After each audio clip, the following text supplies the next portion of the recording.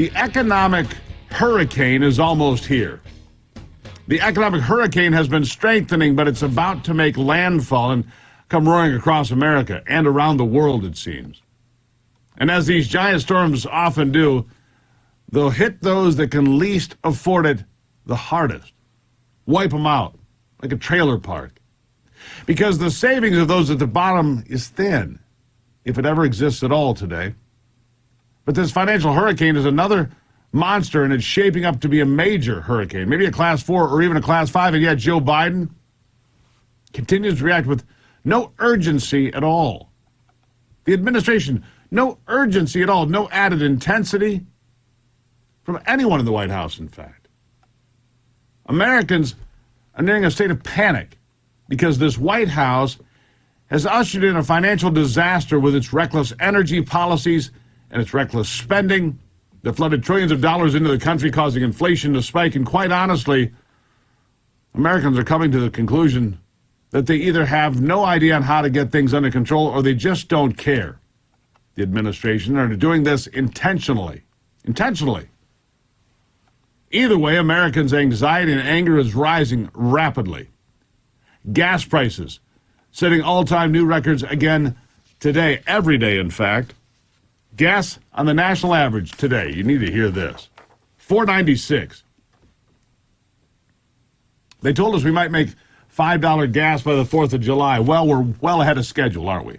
$6 gas by Labor Day, we are well ahead of schedule, aren't we? So $4.96 is the national average. $5.72 for diesel, which, whether or not you ride a bicycle or have an electric vehicle, $5.72 for diesel impacts you and me and everyone. No way around it. This country runs on diesel. 8 more states overnight, by the way, joining the $5 club.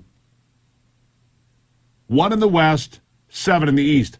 Idaho, Ohio, Pennsylvania, New Jersey, Massachusetts, Vermont, Maine, Rhode Island, all joining the $5 club overnight. 20 states in America now have gasoline that averages over $5 a gallon. Didn't even bother to look at California. I don't care anymore.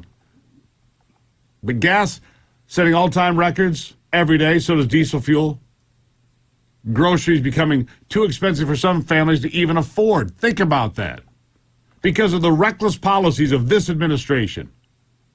Its adherence to radical ideas like the Green New Deal have pushed everything to the point that people that are on the lower ends of the income ladder, they can't overcome it. It's everything on the shelf shooting up. And the lackadaisical response from the socialists and the man sleeping in the Oval Office has people rightfully angry, fed up, demanding change. But the indication is they're not going to do much of anything.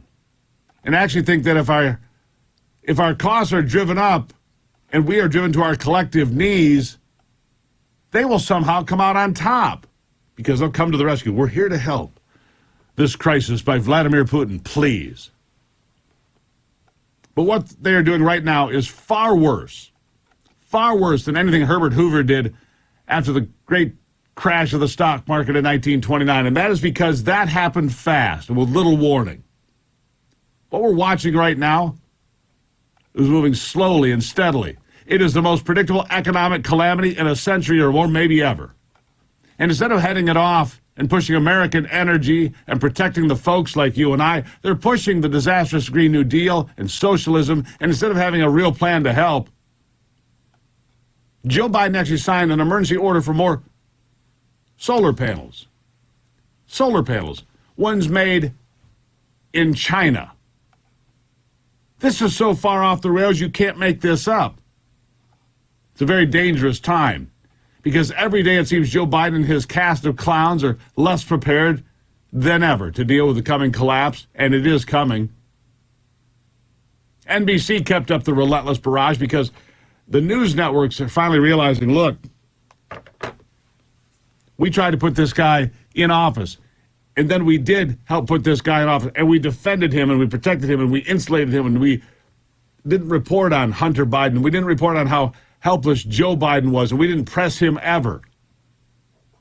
We didn't press him ever So NBC now, among the networks, keeping up the relentless barrage of negative coverage of Joe Biden's energy crisis and what it's doing to Americans from coast to coast. And trust me, nobody's going to vote for this in November. Nobody.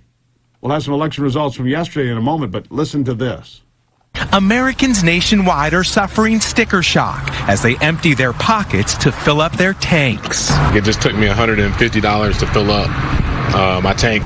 The U.S. today reaching another historic high for a gallon of gas, averaging $4.86. But that would be a bargain in California, where drivers at one gas station are asked to shell out nearly $10 a gallon, with the state average here of $6.34. We're spending roughly maybe $500 every 2 weeks for gas.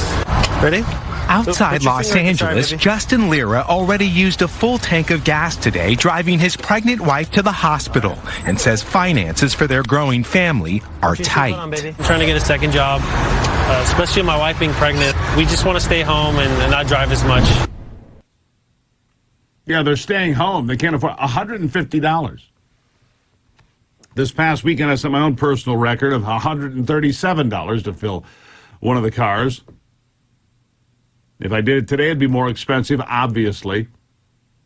Gas pricing jumping a nickel a day, and gas prices seem to jump all the time. Like I said, $4.96, your new national average for gasoline, $5.72 for diesel.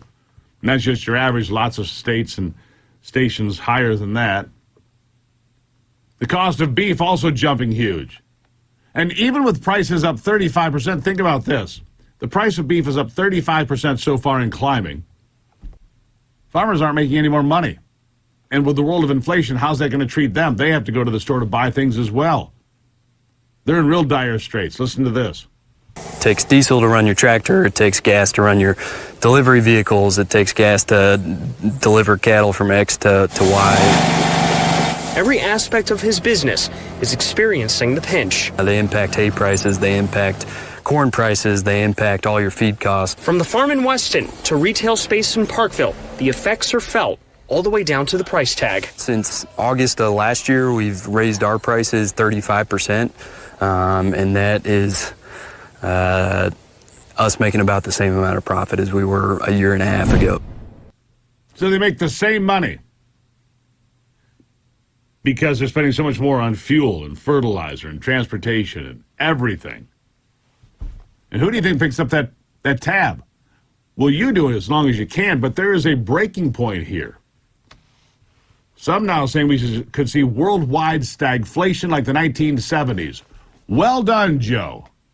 And make no mistake, we are the #1 economy in the world. We bear responsibility here. We'll take a break on the Steve Gruber Show, and I'll continue. Don't go anywhere.